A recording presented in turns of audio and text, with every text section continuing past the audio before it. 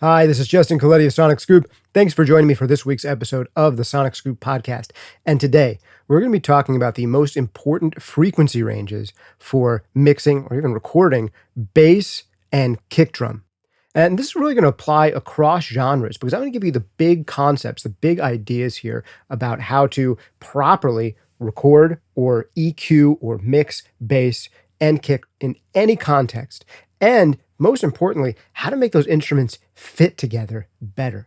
I think that's one of the biggest concerns that people have when they're starting to get better at mixing and at audio is they run into this trouble in the low end of the kick and bass not sitting quite right, not sounding predictable on other systems, not interlocking properly. And there are a few workarounds to this from a bunch of different angles, and we're going to go through all of them. A couple of caveats I'm going to give you right off the bat. We're going to be talking about frequency ranges specifically. Now, there are some great mixing engineers out there and producers who are like, I don't know frequencies. I just turn the knob until it sounds right. And that's a totally valid approach. That said, I think if you want to get good fast, thinking about frequency ranges, how each of these areas, the low frequencies, the subs, the low mids, relate to one another is actually kind of simple and helps you get that kind of intuitive sense memory faster. So I'm going to throw some numbers at you as well as verbal descriptions of these frequency ranges and what to do with them and how to think about them in your mix. Another quick caveat is this is a podcast episode. It means I talk because it's a podcast. If you're hoping for a video tutorial where I walk you through and play you a whole bunch of audio samples, that's cool too. This is not that. This is about getting big concepts into your head, making them finally stick and sink in. So that when you sit down in front of your DAW and start playing around with these for yourself, you'll have a plan, because that's where really learning to hear this stuff comes together. It's doing it yourself in your own work, in your own genre, but with a plan, with a conceptual framework that makes everything come together. And that's what this podcast episode is going to be all about.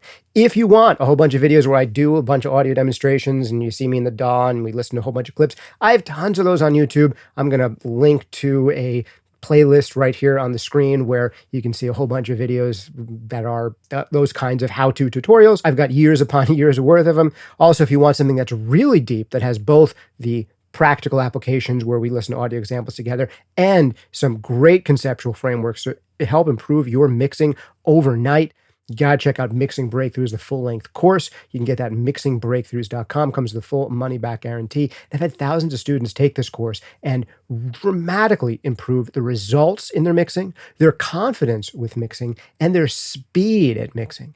So if you can improve your quality, your speed, and your confidence all at once, it's absolutely worth the money, and you get the money-back guarantee. Check it out at mixingbreakthroughs.com. Or if you want to know everything I know about mastering, you can check out that full-length course, Mastering Demystified, over at masteringdemystified.com.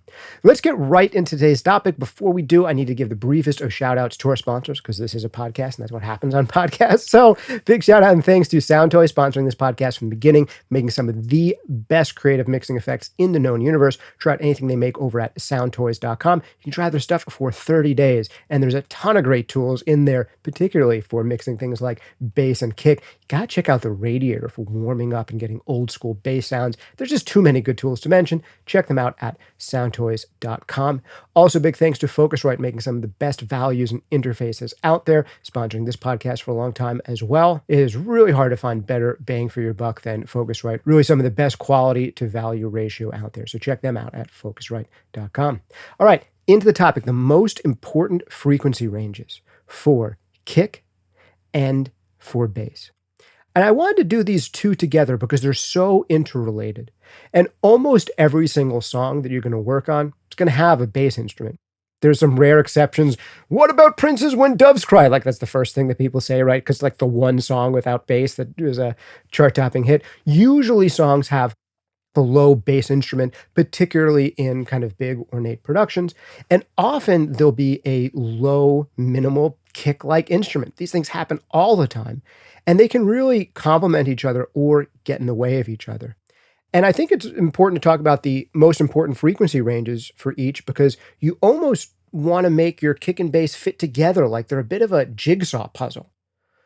So Here's one of the big concepts for mixing low end that can't be stated enough, and people have to be reminded of it often, especially when they're new to mixing, and that is you cannot have more than one lowest instrument in your production. Like, it's impossible for more than one thing to be the lowest, right? Est means the one that is the lowest. There's no lower than the lowest. And if you try to have two instruments be the lowest at the same time, you often have things walking on top of each other and kind of getting in the way of each other, and you can kind of have indistinct, muddy low end, and you have two bass instruments that really aren't heard and kind of sag down and hold back the entire mix. In fact, one of the secrets to having the impression of getting really big bass is to have often really tight and articulate bass, and to have other things out of the way of the lowest instrument. So we're going to talk about these frequency ranges. Frequency ranges are simple to understand. They're much simpler to understand, I think, than frequency numbers, but we'll talk about those a little bit as well. Kind of have to. There is the subs. That is the lowest stuff in your signal. And you can think of that as being anything from 0 hertz, really, they say 20 hertz is where you start hearing low frequency vibrations as sound. So 20 hertz up to, I'd say anything below 100 hertz is arguably your sub bass or your low bass. You could have a smaller window for that. You could really say that the subs are just the stuff that's 60 or 70 hertz and below. And that's a fair way to think about subs as well. But I generally think about dividing up the low end, just because it's simplest, into two overall areas. You've got your sub bass or your low bass, and you've got your upper bass. So let's just take 100 hertz for right now because it's a nice even number, and say that just about everything below that you could categorize as being your low bass, and 100 hertz up to maybe 200 hertz-ish, you can consider that your upper bass. And this is one of the big things where if you have both a kick and a bass in your song, you generally want to think about having only one of those be dominant in the low bass and having only one of those be dominant in the upper bass. If you religiously listen to every single episode of this podcast, you might have heard this advice before. If you haven't, it might be new to you and extremely useful. And if you have listened to this podcast religiously, we'll get into some stuff you probably haven't heard me talk about before. But this is worth repeating. Either your kick is going to be a thing that's dominant in the lower bass and it's going to have a lot of fundamental going on, say 50 hertz, 60 hertz, 70 hertz, and your bass is going to sit slightly above that, or vice versa. Now, which one in your mix should be the lowest, your kick or the bass? Usually the arrangement is going to dictate that. And most of the time, the busier of the two instruments, the one that's playing more notes, is going to want to be the slightly higher of the two bass instruments. So if you have a really busy bass line that's doing a lot of interesting stuff, and just a really steady, solid kick that's just hitting, on the one of every measure, usually it's going to make sense in the mix and in the recording too for that bass drum, that kick drum, to have all the low sub energy, and for that bass guitar or bass synth to sit slightly above it, where maybe its lowest register is more in that 80, 90, 100, 120 range. So you want to think about having one kind of sitting a little bit on top of the other. Your part could be the other way around, where you could have a bass part that is just playing low, slow notes and a really cool, intricate, busy kick drum pattern. In that case, it might make sense to have the kick drum be a little tight nugget that's sitting on top of that low sustaining bass. So that's the first thing to think about. How the low end of those two instruments, kick and bass, are going to sit in relation to one another. Which is going to be dominant in the subs and which is going to be dominant in the upper bass. Every once in a while, songs will throw you for a loop. There are some tracks where it's like arguable, like things are happening right in that range where it's like, is it low bass or is it upper bass? A track that comes to mind because it's been a reference of mine for years is a fun track. You've probably heard it at some point, even if you don't know it. It's a track by the French band Air called La Femme d'Argent. It's a super cool bass line. You hear it once, you'll be like, oh, that bass line. If you've ever heard it before, you're going to remember this bass line. And I would say that the fundamental in there, there's a lot of stuff going on in like the 80 hertz-ish range, and it really is a bass-driven song. So in that song, kind of allowing the bass to really take over almost the upper bass and the low bass, and compared to the bass, the kick is a little bit of an afterthought. So it's also okay to have one of your two instruments dominate the other. There might be some songs that are way more about the kick drum pattern than about the bass. There might be some songs, like Le Femme d'Argent, where it's way more about what the bass is doing than about the kick drum. And if the one or the other feels a little masked, that's okay, because you're supposed to be highlighting or featuring one rather than the other. So every once in a while, you can throw that advice about making interlocking kicks and basses and stuff. Just kind of throw that out and say, hey, the focus in the low register is supposed to be this instrument, and I'm going to let it dominate the other one a little bit. And that's totally okay. As you listen more and more to some of your favorite tracks and your own tracks, thinking about this difference between the low bass and the upper bass, you'll start to develop a sense memory for each of these. So a great exercise is to start listening to some of your favorite tracks and just think about the kick and the bass and say, hey, in this particular mix, which one feels lower to me, the kick or the bass? Look at some of the stuff in a frequency analyzer. Look at where it spikes on the frequency analyzer, and you'll develop a sense memory for, hey, when things are, say, 50, 40 hertz, I get this kind of fluffy, airy, like pillowy, like pulse, this subby push of air. And when I hear things that are more dominant around 110, 120, I get a kind of knockier feeling out of the kick drum, or a slightly more kind of bulbous feeling out of the bass. And you'll develop your own words for each of these frequency ranges. And you'll start to develop a sense memory because you start to listen for the difference between these two major ranges. All right, we've just talked about the low end. That's one of the frequency ranges you have to know and understand in both kick and bass. The next one going up from there is the low mids. And this is, again, super important in both kick and bass. The low mids, you could say maybe it's anywhere from 200 hertz-ish up to 600 hertz-ish, something like that. But there's probably arguably two portions of the low mids, like the lower low mids and the upper low mids. And you could, differentiate these things as much as you want. But let's look at the low mids as a whole. They play a different role in both kick and bass most of the time. In a kick drum, it's very uncommon that in a dense mix, you're going to want a lot of low mid range. And this is one of the areas that people working in heavily processed genres are most likely to go in and cut the most out of. And it's not uncommon, particularly on dense like rock or metal mixes with a busy, tight kick drum. It's not uncommon at all to find really steep cuts around 250, 500 hertz in a kick drum to tighten that thing up considerably. Often cutting in this low mid-range area opens up a lot of room in the mix for other elements. And all of a sudden, when you start to cut in this area, you'll feel your guitars get bigger. You'll feel your vocals come more forward. You'll feel the mix overall tighten up. You'll notice that your bus compressors aren't working as hard while making things feel tighter. And cutting in this area can really feel like you're doing a low-end boost and like a high mid-range boost just by cutting in this area. And that can be really common, particularly in rock genres. There are other styles in which you might not cut this area as much. And generally speaking, in mixes that are a little bit more sparse and where the kick is supposed to have like a really big impact and it's kind of a featured thing, then cutting in this area might not make sense. But generally speaking, really tight and up-tempo mixes often call for a lot of cutting in this low mid-range area. Whereas slower mixes, slower music productions that are supposed to have this big blossoming kick feel might warrant very little or no cutting in this area. So that's something to think about. How dense is your mix? And how up-tempo versus low-tempo it is. Faster and more dense, probably want to cut more in the low mid-range. Less fast and less dense, probably cut less in the low mid-range. That's for kick specifically. For bass, it's, I think, more common to find that you would cut less in this area. But again, it all depends.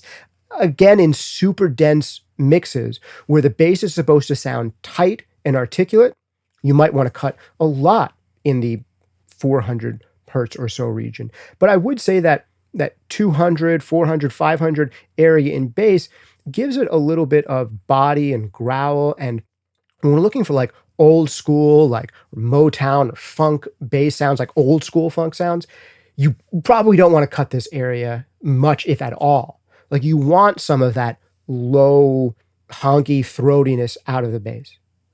But there are other styles, like really modern, proggy, fusion-y styles of bass that want to be super tight and cleaned up in this area.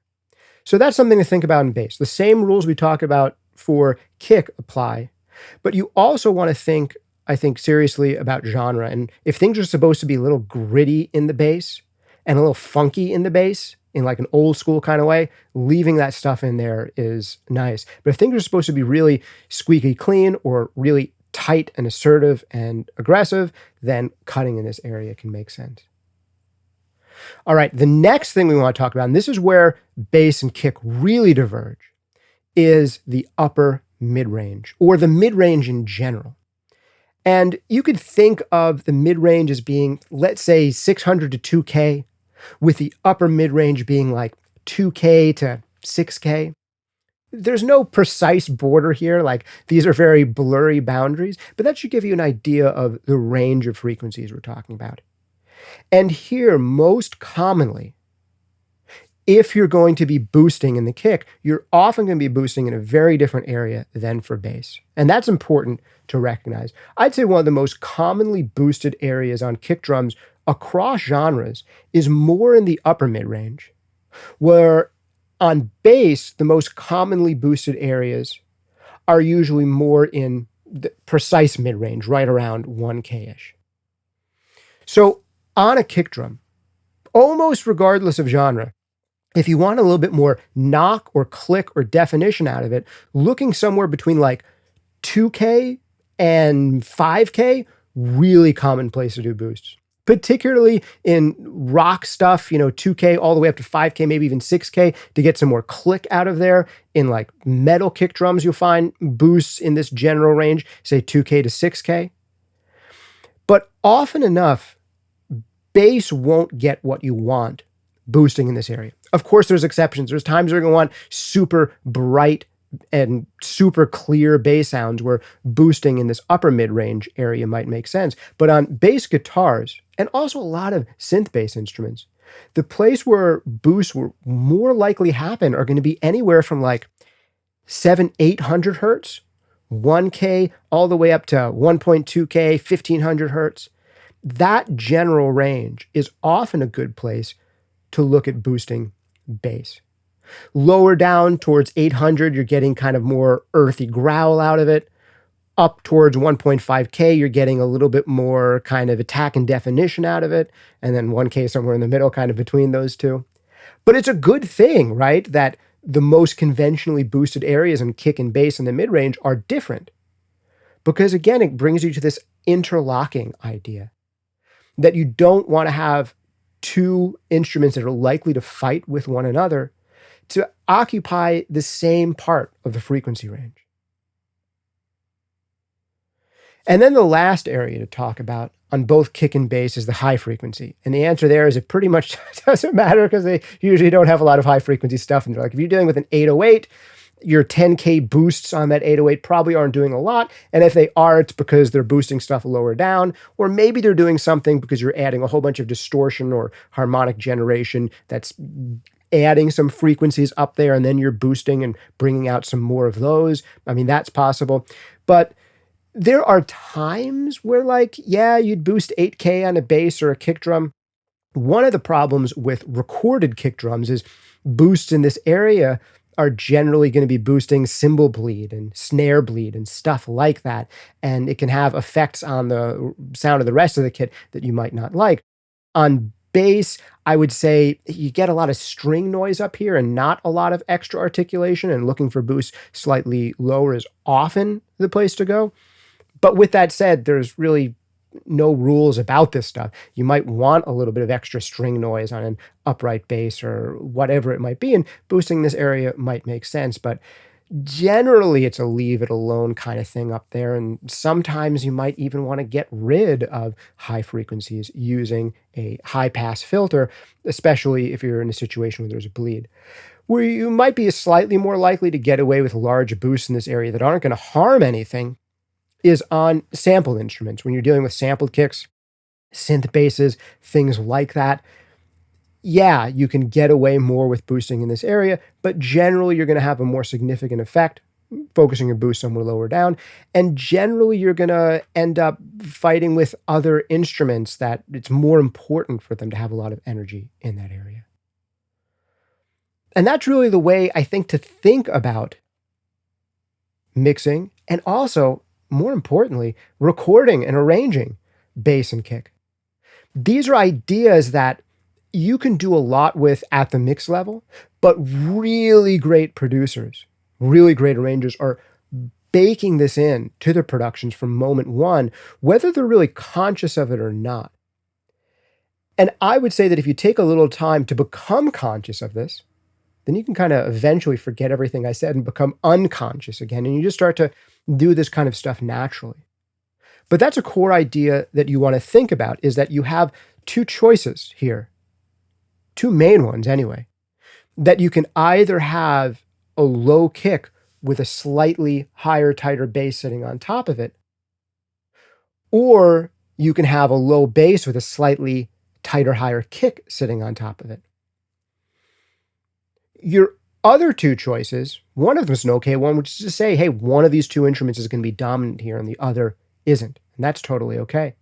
The other choice, which is a pretty bad one, is you let the two walk all over each other. You have indistinct, mushy low end, and you search for many more YouTube videos trying to find out how to fix it when I've just given you all the answers that you need right now, right here, to start thinking about this stuff and putting into practice on your own mixes right away. Well, I hope this has been helpful for you. If you want a whole bunch of videos where I do audio demonstration, we do a bunch of stuff in the DAW, got a whole playlist of those. I'll link to them here on the screen and down below in the show notes. If you want to go super deep and really get a whole system for mixing, we've got, of course, the full-length course, Mixing Breakthroughs, that you can check out over at mixingbreakthroughs.com. It is one of the best values out there as far as learning audio and music production. This gives you a roadmap, a system to take you through every mix from start to finish. So you have a clear plan of attack. So you know what to do in every single area. Just like now you have a better sense of what to do when you're EQing your kick and your bass, you're going to now have a better idea for everything in your mix. Your balances, your panning, setting your reverb, setting your delay, setting your bus compressors. We go through all of that and so much more. Check it out over at mixingbreakthroughs.com. Or if you want to know everything I know about mastering, check that out over at masteringdemystified.com. Both come with a full money-back guarantee. If you want something totally for free, we've also got that. We've got some great free workshops for you, like the 5 habits of every great mixer, which you can get over at sonicscoop.com/mixhabits. That's sonicscoop.com/mixhabits, where you can put into practice the 5 things that all of the best platinum-selling, Grammy-winning mixers that I've interviewed, worked alongside, studied the work, I've produced masterclasses with all of them do all 5 of these things. Or some of them do 4, but most of them do all 5. And chances are you're not doing all 5. But if you start doing all 5, it can dramatically improve your results super quickly. Check that out over at sonicscoop.com/mixhabits. That's sonicscoop.com/mixhabits. Or if you want the free primer and intro to mastering, you can check that out over at Mastering 101. That's sonicscoop.com/mastering 101.